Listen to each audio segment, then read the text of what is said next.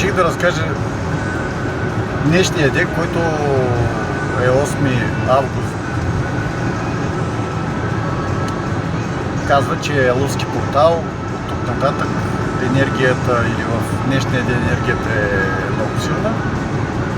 Аз днеска изпитах доста емоции в целия спектър.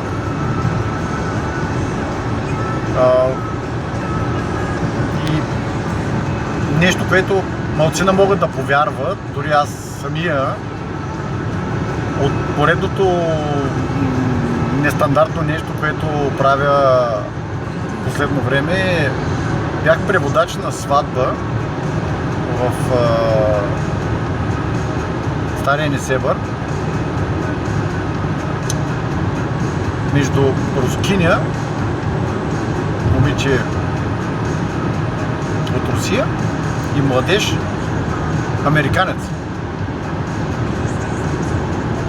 Докато се подготвях, понеже осъзнах, че това е някаква отговорност, междувременно в семейството ми се случваха някакви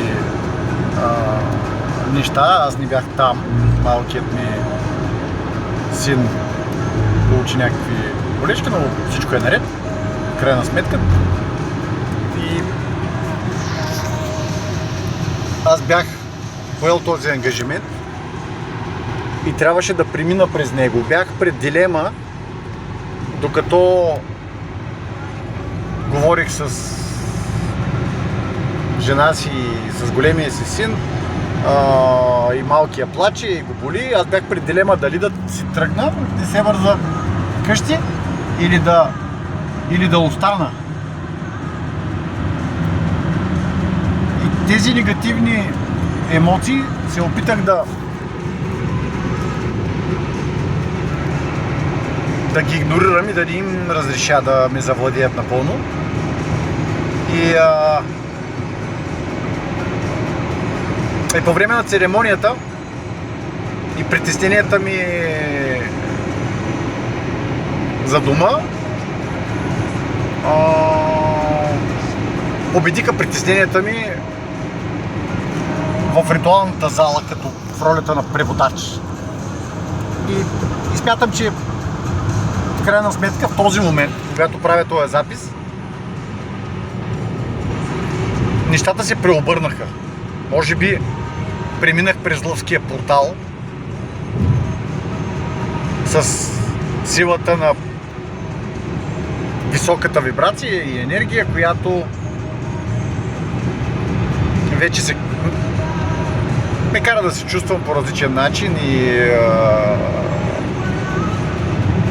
го няма дискомфортното чувство в стомаха.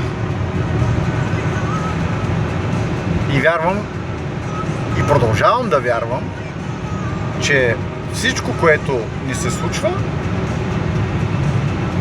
ни учи на нещо. Ние си мислим, че защо на нас, че не трябва да ни се случва на нас и как така.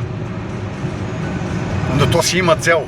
И когато вникнем, постоим малко в тишина и осъзнаем момента, тогава отговорът сам идва. Затова просто ви споделям нещо лично. Все още не съм публикувал в канала си този клип. Може би ще го направя. И ако го направя, ще го направя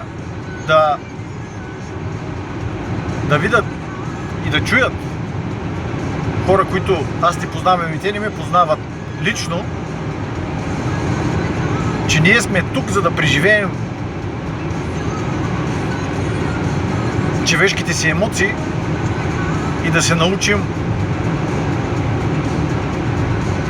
как да бъдем по-смирени и по-добри.